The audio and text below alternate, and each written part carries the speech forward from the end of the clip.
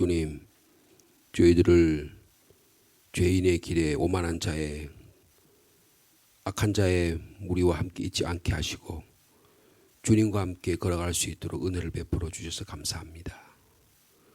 주님과 함께 아니 가면 우리에게 낙이 없고 주님과 함께 동행하면 겁이 없다고 우리가 함께 찬양했습니다. 세상 친구가 우리를 떠나도 주님이 동행하면 외롭지 않고 올 하루의 길을 걸어가게 해 주실 줄로 믿습니다. 우리의 걸어가는 길이 누구와 함께 걸어가는지, 어디로 걸어가는지 깨달을 수 있는 저의 삶이 되게 도와주시고 늘 하나님의 말씀을 동행하며 살아가는 복된 하루 되도록 축복하여 주시옵소서. 민속의 명절인 추석이 가까워옵니다. 저희들이 마음이 바빠지지 않게 하시고 이때 될수록 더 주님과 동행하며 이웃과 사랑 가족을 위해서 기도할 수 있는 귀한 시간 주님 허락하여 주시옵소서. 지난 한 주간도 지켜주심을 감사합니다. 오늘 말씀을 통해서 주일을 잘 준비한 나날이 되게 하여 주옵소서. 기도의 자리로 나왔습니다. 우리의 기도에 응답하시는 주님 만나 뵙고 응답받고 돌아가도록 축복하여 주옵소서. 예수님의 이름으로 기도하옵나이다. 아멘. 계속해서 사사기의 말씀 묵상하겠습니다. 사사기 1장 16절 말씀부터 21절까지 말씀입니다.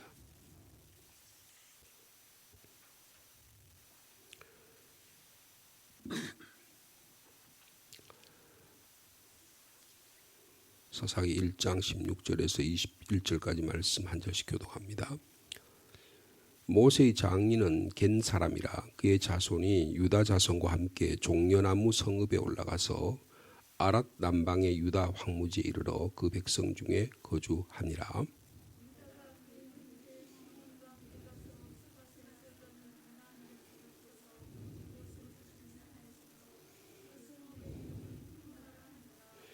유다가 또 가사 및 그 지역과 아스글론 및 그 지역과 에그론 및 그 지역을 점령하였고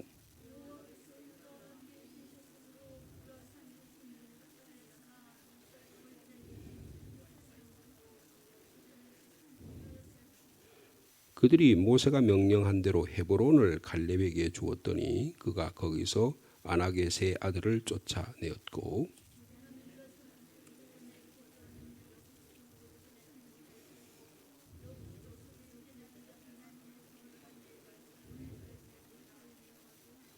아멘.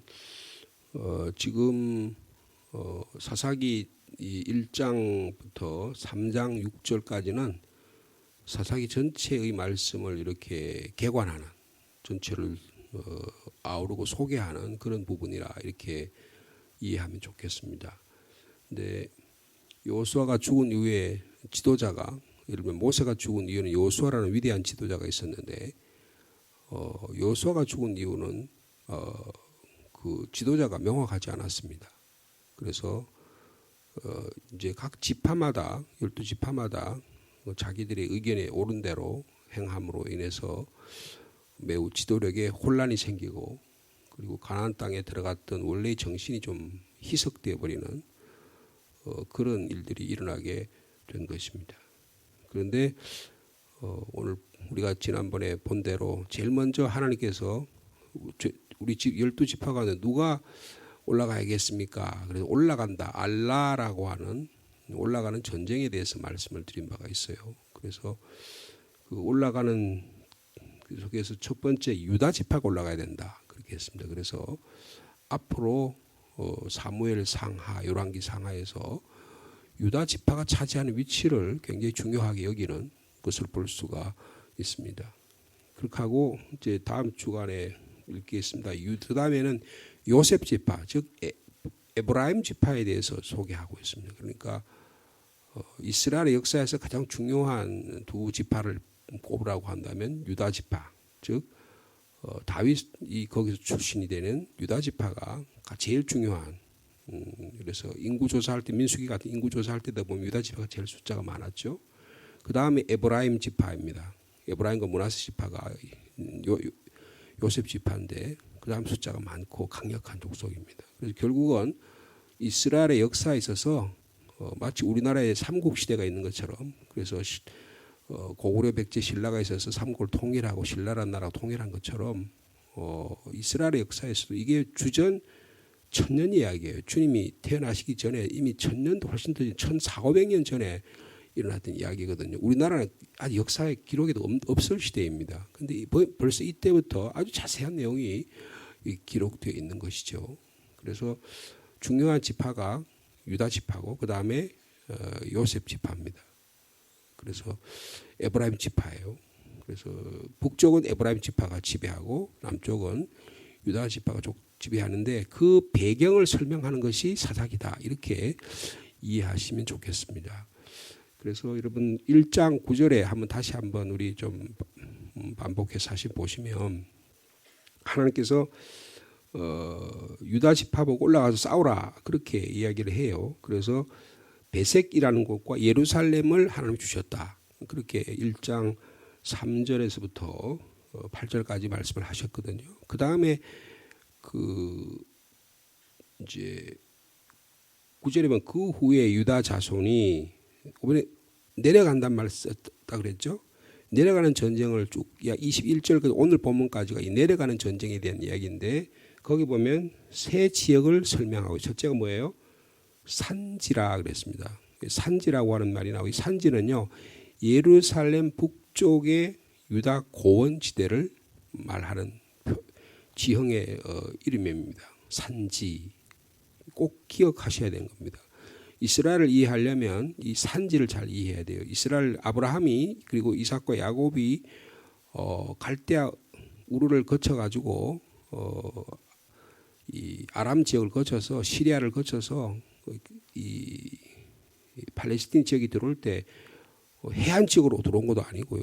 요단강을 건너온 것도 아니고요. 이 산지를 따라서 내려온 겁니다. 그래서 이 사람들은 주로 산지에 거주했어요.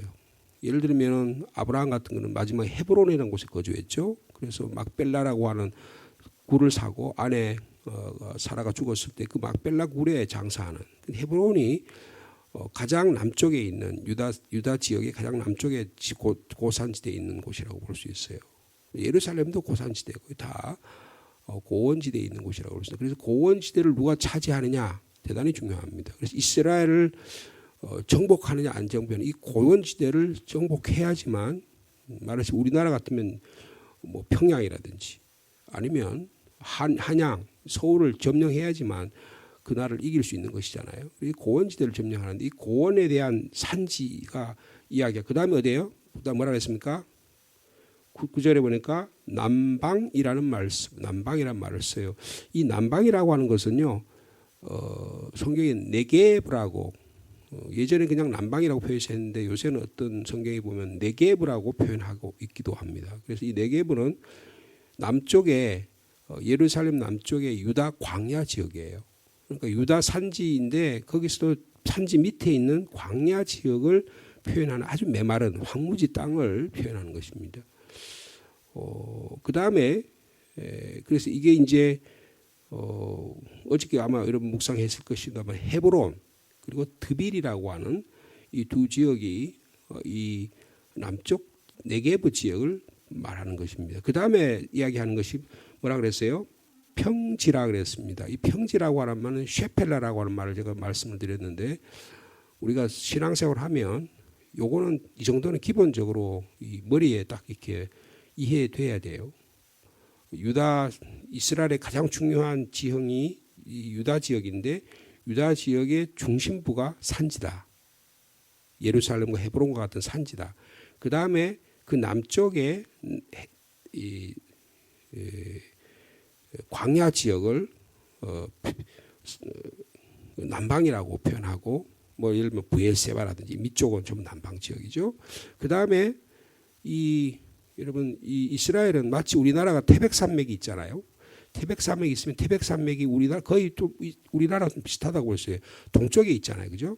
동쪽에 있는데 이 동쪽에서부터 서쪽으로 점점 가면 갈수록 평지입니다. 뭐 호람 지역은 말할 것도 없고 충남 지역, 그다음 경기 지역은 평야 지역입니다. 그래서 물이 높은 데서 낮은 데로 내리니까 한강이라든지 뭐 이런 것, 금강이라든지 전부 다 이렇게 서쪽으로 흘러 내려갑니다. 물론 낙동강 같은 것은 남쪽으로 흘러 내리지만 그래서 이 셰펠라라고 지금은 고산지대, 이 산지 예루살렘과 헤브론과 같은 고산지대하고 이쪽 지중해에 있는 평지, 가장 낮은 해안가 지역 사이에 있는 한 구릉 한 200, 한 300 정도 되는 언덕 지역을 여기를 평지라고 이야기합니다. 그런데 사사기는 주로 어떤 이야기냐? 이 평지에서 일어난 이야기예요.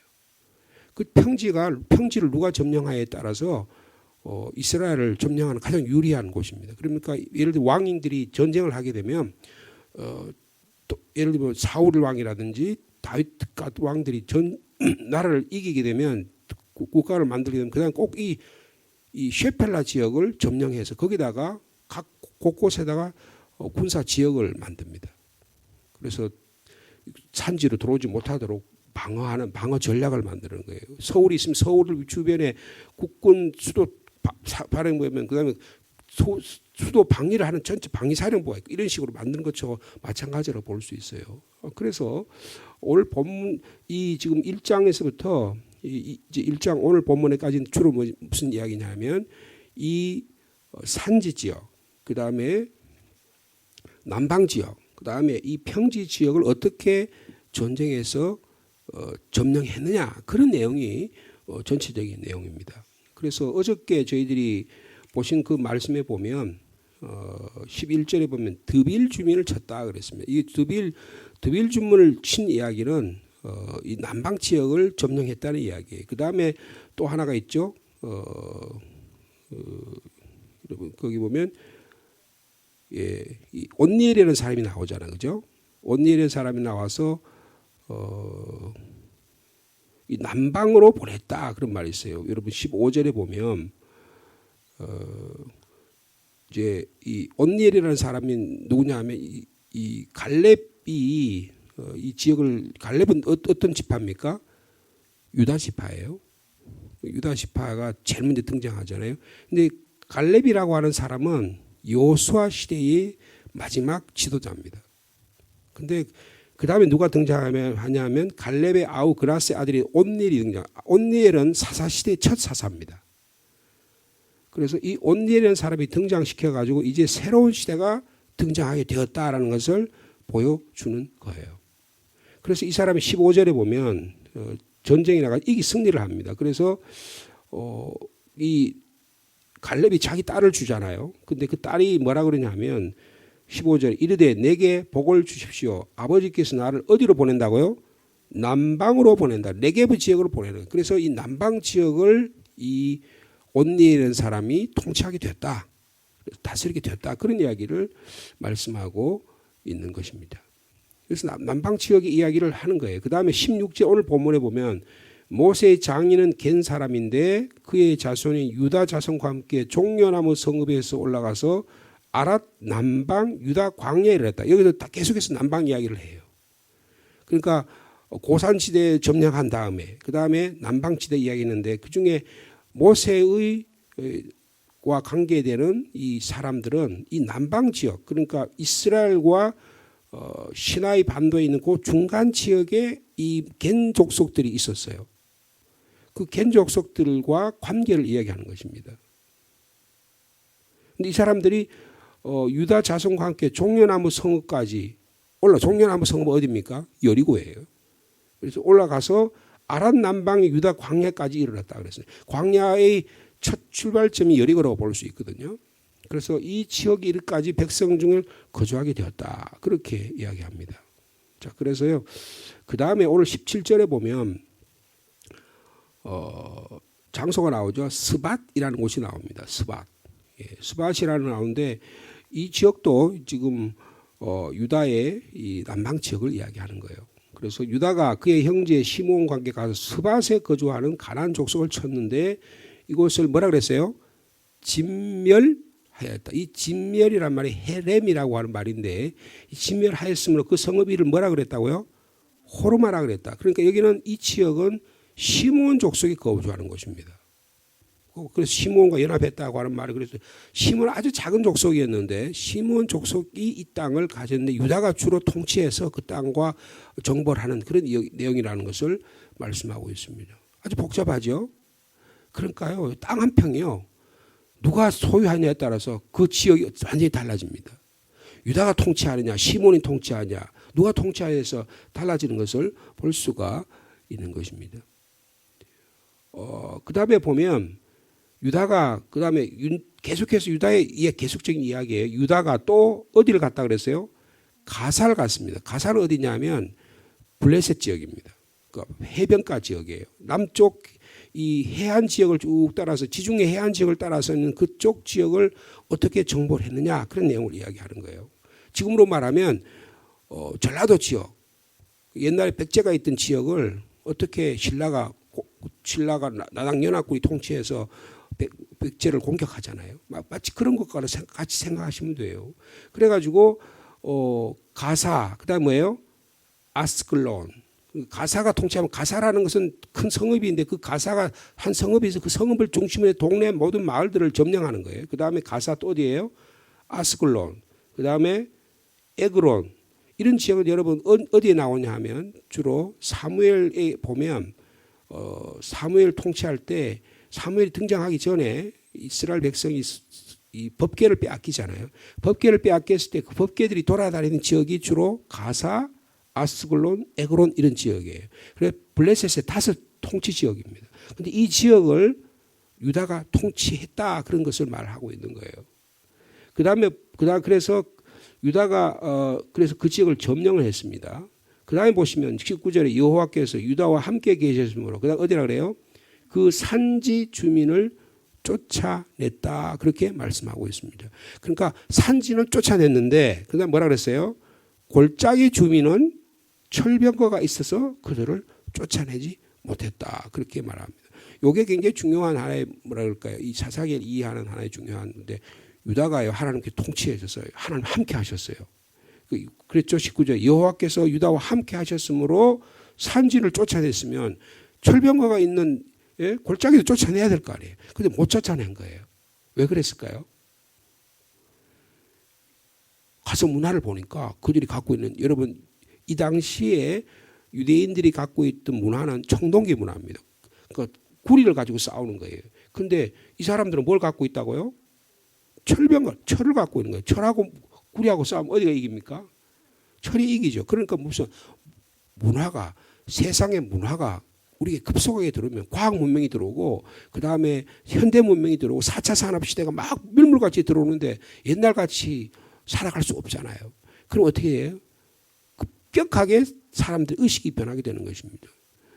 1960년대만 해도 우리나라는 거의 농경사회였었어요. 지금부터 한 60년 전에 농경사회였습니다. 전부 다 전 국민의 80~90%가 전부 다 농사 짓고 살았습니다. 그래서 땅을 몇 평 갖고 있느냐가 그 사람들의 지위와 권리와 살아가는 삶의 모습이었어요. 지금은 어떻습니까? 다 상주에 살아도 아파트 살아요. 시골에 안 사고 다 아파트가 들어 삽니다. 전혀 문화가 달라졌어요. 아니 이 상주 땅에 아파트를 세워놓고 높은 20층 30층에 살 이유가 뭐 있어요? 그냥 평지에 살면 되는데 전혀 문화가 달라진 것입니다. 산업 문화가 된 거예요. 과학적인 문명이 된 겁니다. 이런 식으로 문화가 발전했는데 골짜기 주민들은 철병거를 가지고 있으므로 그들을 쫓아내지 못했다고 그렇게 말씀하고 있습니다. 산지 주민은 여호와께서 유다와 함께 계셨으므로 산지 주민을 몰아냈는데 골짜기 주민은 철병거가 있어서 못 쫓아냈다. 하나님 그들과 함께 있는데 왜 좀 못 쫓아냈냐 그 말이에요. 이것을 우리에게 질문을 하고 있는 것입니다. 자, 그 다음에 보면 20절에 보면 그들이 모세가 명령한 대로 헤브론을 갈렙에게 주어서 헤브론은 남쪽의 산지의 제일 남쪽 지역입니다. 여러분 헤브론과 아까 드빌에서 여러분 말씀을 하죠. 예루살렘 남쪽에서 한 30km 떨어진 가장 중요한 도시예요. 아까도 말씀드린 아브라함이 거기에 가족 묘지를 사가지고 막벨라 굴을 사서 거기에다가 자기 아내를 매장했던 곳입니다. 그 다음에 다윗이 말이에요. 다윗이 남북을 통일하기 전에 이 헤브론에 도읍을 정했었어요. 그래서 7년 동안 왕으로 등극한 곳이 헤브론입니다. 헤브론이 굉장히 중요한 곳이에요. 고대 유다 족속들이 중심 예루살렘을 왕 성읍으로 하기 전에는 가장 중요한 곳이었어요. 자, 근데 그 다음에 무슨 족속이 나와요? 이제 유다 족속 이야기가 20절이 끝납니다. 그 다음에 누구 나와요? 베냐민 족속 이야기가 나옵니다. 여러분, 우리한테는 좀 지루할 수 있을지 모르지만 유대인들이 대단히 중요한 이야기예요. 누가 어떤 족속이 어디에 살아가느냐가 중요합니다. 베냐민 족속 어디 있다고요? 예루살렘에 거주하는 여부스 족속을 쫓아내지 못했다. 앞에 보면 유다 족속이 예루살렘을 쫓아냈다 그랬어요. 근데 여기 지금 베냐민 족속인데, 그러니까 예루살렘, 여러분 베냐민 족속은 아주 중요한 요수아에서 보면 베냐민 족속이 어디 있냐 하면 북쪽에 그 베냐민 족속에 나눠진 땅 바로 위쪽이 에브라임 족속 땅입니다. 그리고 남쪽이 베냐민 바로 남쪽이 유다 족속이에요. 그러니까 샌드위치와 같아요. 그래가지고 베냐민은 에브라임하고 유다의 중간에 끼어 있어요. 그래서 아주 짧은 남북으로는 아주 좁은 지역이, 그리고 동서로는 아주 긴 지역에 있었던 것이 베냐민 족속입니다. 그래서 베냐민 족속이 어떤 것에 따라져 있었는데, 여러분 그 사사기 후반부는 베냐민 족속이 이스라엘을 배반합니다. 그래서 11지파가 베냐민과 싸우는 이야기가 아주 비참하게 전쟁에 싸워가지고 남자를 다 죽이는 이야기가 사사기로 이야기 끝나는 장면이에요. 그래서 이 베냐민 지파가 거주하는 곳이 어디였다? 핵심이 그 장소가 어디였다고요? 예루살렘이었다는 거예요. 근데 예루살렘이었는데, 예루살렘에 거주하는 거기 예루살렘 누가 거주했다고요? 여부스 족속이 거주했어요. 근데 그들을 쫓아내지 못했습니다. 누구 시대 가서 완전히 쫓아낸 거예요? 다윗 왕 같아야 쫓아낸 것입니다. 여러분, 이게 지금 무슨 이야기를 하는 거냐면 사사기 이야기는 어디 연결됐다? 다윗 이야기하고 연결됐다는 것을 볼 수가 있는 거예요. 그러니까 이 저자가 이런 일을 쓸 때 그 다윗 왕조가 어떻게 진행되는 것과 관련돼서 지금 이 본문이 그렇게 움직이고 있다는 것을 우리가 이해하면 이 본문을 잘 이해할 수 있는 하나의 열쇠가 될 수 있다, 그런 것입니다. 그래서 이 예루살렘은 이 베냐민의 남쪽과 유다의 지파의 북쪽에 위치한 굉장히 중요한 것. 그래서 결국은요, 다윗이 나중에 예루살렘을 정복해야지만 남북을 통일할 수 있는 가장 중요한 거점이 되는 거예요. 그래서 옛날에 한양을 누가 정복하냐에 따라서, 그게 한양이 왜 중요합니까? 서울이 한국의 조선의 역사에 있어서, 이 삼국의 역사에서 한양이 왜 중요해요? 여러분, 고구려하고 백제하고 신라가 마주치는 곳이 한양입니다. 한강을 누가 점령해요? 그 한강을 점령하면 어떻게 돼요? 어디로 나갑니까? 그 길이 중국으로 나가는 길이 되는 것입니다. 그래서 여기 한양을 점령하는 것 따라요. 여러분, 한양에 가면 지금 장로의 신학대학, 그게 그 지역이 뒤에 산이 있어요. 그걸 아차산이라고 그래요. 그 아차산에 고구려 시대에 아사달이라고 그 사람이 있습니다. 평강공주 그 왕자 있잖아요. 그 왕자 거기서 전사를 했어요. 근데 거기를 누가 정복하냐에 따라서 백제가 정복하느냐 아니면 고구려가 정복하느냐. 제일 먼저는 고구려가 정복했습니다. 백제가 먼저 정복했어요. 그 다음에 고구려가 정복, 그 다음에 나중에 신라가 정복을 합니다. 그래서 신라가 통일하는 거예요. 굉장히 중요한 요점이 됩니다. 여기도 예루살렘이 바로 그런 지역에 있다는 것을 오늘 본문에 말씀해 주고 있는 것입니다. 자, 그런데 유다가 승리하는 이야기를 이야기해요. 왜 첫 번째 유다 이야기를 하면서 이 사사기에서 그런 이야기를 하냐? 유다가 승리한 이야기 있고 유다가 패배한 이야기 있어요. 어떻게 해서 하나님 앞에서 하나님께서 승리하게 하셨냐? 하나님의 눈으로 세상을 보기 때문에 하나님께서 유다를 들어 쓰셨다는 거예요. 그래서 오늘 본문에 하나님이 유다와 함께 하셨으므로, 오늘 저희들이 묵상 가운데 하나님 우리와 함께 하시는 저와 여러분의 삶이 되기를 축복합니다. 내 가문이, 내 신앙이 하나님과 함께하면 승리할 수 있다는 거예요. 하나님의 관점으로 무장하고 하나님의 관점 영적 전쟁을 승리하면 이기게 된다는 것입니다. 유다가 승리할 수 있는 가장 중요한 일은 하나님께 물었다는 거예요. 어떤 일을 시작할 때 하나님께 물었다는 거예요. 이 일을 시작하기 전에 하나님께 물었다는 게 뭡니까? 가장 먼저 할 일은 기도의 삶이라는 것을 볼 수가 있는 것입니다. 모든 우리의 삶 속에 하나님께 물어가며 살아가는 저 여러분의 삶이 되기를 축복합니다. 그 다음에 하나님의 약속을 믿고 나갔어요. 하나님의 약속이 이스라엘에게 허락해 주셨던 아브라함과 이삭과 야곱이 허락했던 그 약속의 말씀을 믿고 나갔다는, 그러니까 무슨 말이에요? 하나님의 약속을 기억했다는 것입니다. 그래서 말씀 공부가 중요한 거예요. 말씀을 기억하고 그 말씀의 토대 위에서 하나님의 약속이 있다는 것을 믿고 살아가기 때문에 아브라함에게 해주신 약속, 이삭에게 하셨던 약속, 이스라엘 야곱에게 해주신 약속을 기억하는 사람이 승리하는 거예요. 여러분 하나님의 약속을 믿고 살아가는 저 여러분의 삶이길 축복합니다. 그 다음에 또 유다가 이길 수 있는 그 다음에 온니엘이라는 사람이 나왔죠. 그 다음에 갈렙이라는 사람이 나왔죠. 오늘 본문에 보면 앞 1장에 내서 유다 족속을 이야기하면서 갈렙과 온니엘 이야기를 해요. 믿음의 지도자가 있는 게 중요하다 그런 겁니다. 여러분 그 가문에 믿음의 우뚝 선 지도자가 있으면 그 가문이 흔들리지 않습니다. 아브라함이라는 위대한 지도자가 있으니까요. 이삭, 야곱 12집 또 야곱과 같은 위대한 지도자가 있으니까요. 이스라엘 민족이라는 나라가 생기잖아요. 내 가문이 하나님을 믿는 아브라함과 이삭과 야곱과 같은 믿음의 가문을 갖게 되면요. 하나님 그 가문을 축복하시는 거예요. 여러분이 아브라함과 같이 첫 믿음입니까? 여러분의 가문이 아브라함과 같은 가족이 되기를 축복합니다. 여러분의 부모님이 예수 믿었어요? 그러면 야곱과 같은 여러분 되시기를 원합니다. 아니면 한 두 번째 때 되면 이삭과 같은 순수한 겸손한 믿음을 갖게 되면 그 약속의 믿음에 가진 자격을 통해서 하나님은 위대한 하나님 이들을 감당해 나간다는 거예요. 그 가문이 점점 커지고 더 왕성해지고 더 기도의 사람이 더 많아나고 믿음의 사람이 더 늘어나느냐 아니면 점점 쭈그러드냐 이러면 이건 전혀 다른 차원입니다. 그런데 유다라는 나라는 지금 오늘 본문에 보니까 하나님이 들어쓰시기 위해서 점점 기도를 나가고 약속의 말씀을 믿고 믿음의 지도자들이 생기는 그리고 그 지도자들의 모범을 따라서 따라가는 그것이 유다 족속의 모범이었다는 겁니다.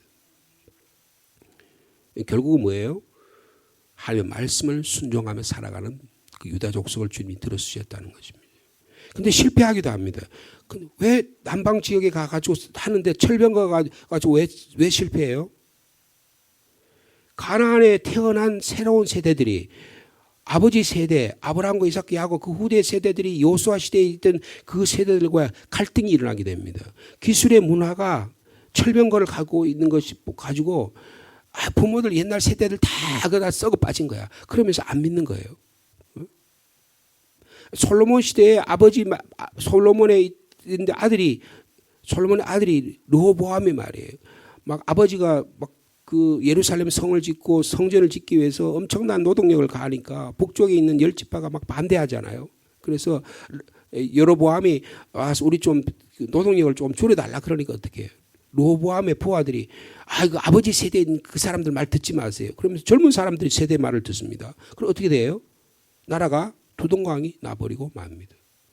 세대 간의 갈등을 이야기하는 거예요. 오늘의 시대도 교회도 가정도 다 마찬가지입니다. 이 세대를 통합할 수 있는 지도자가 있어야 되는 거예요. 가나안에 태어난 세대가 지금 이 과학 문명을 보고 기술 문명을 보면서 자기의 경험을 주장하면서 하나님의 말씀을 뒤로 갑니다. 하나님을 바라보지 않는 거예요. 이럴 때 나라가 망하게 된다는 것을 볼 수가 있습니다. 다시 말하면 이것을 가난화 되어가는 거예요.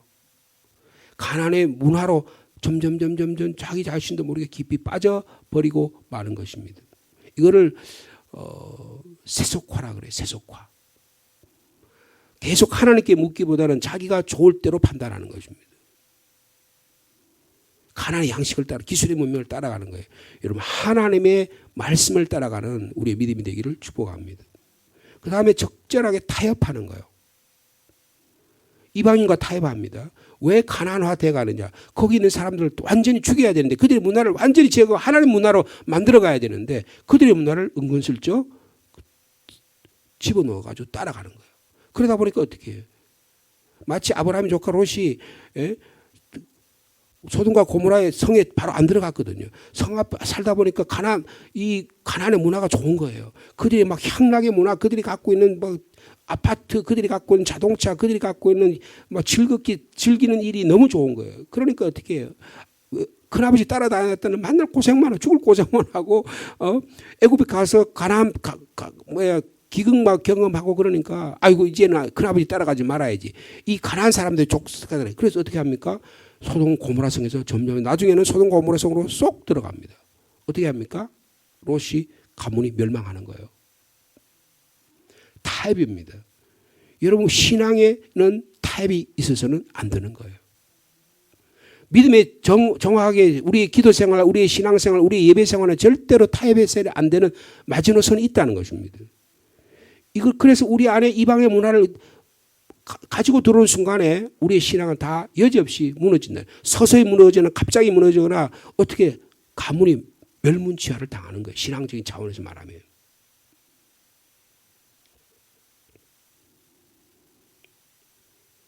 여러분, 하나님을 바라보지 않고 철병거를 바라보면, 기술의 문명과 과학의 문명을 바라보면 오늘의 시대도 하나님의 동일한 법칙이 여기에 지배된다고 봅니다. 우리가 사사기를 말씀을 보면서 하나님의 말씀에 더욱 따라가고 하나님의 말씀에 더 순종하고 하나님께 물어가며 살아가는 복된 하루의 삶이 되기를 축복합니다.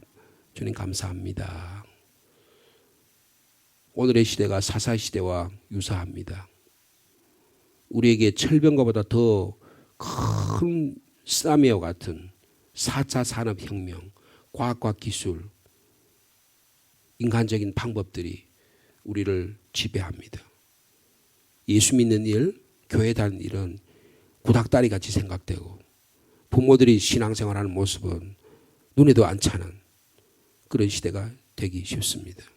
그러나 우리는 우리의 신앙을 고수하려고 합니다. 우리의 믿음이 하나님 말씀 위에 서 있음을 믿습니다.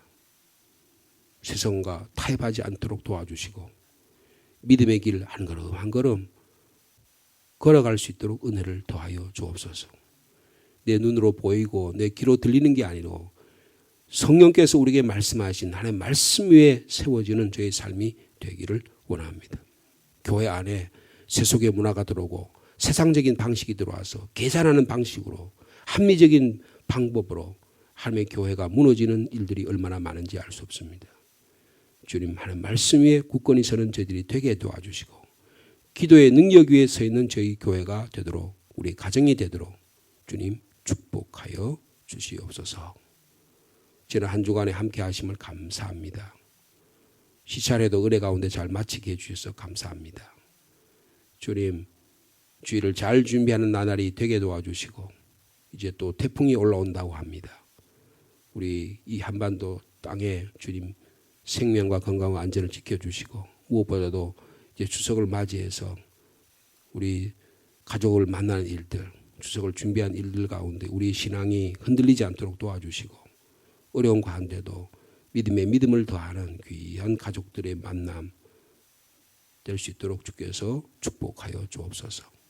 주일을 준비합니다. 주님, 주님의 날을 간절히 소망하며 살아가도록 주님이 축복하여 주시옵소서. 예수님의 이름으로 기도하옵나이다.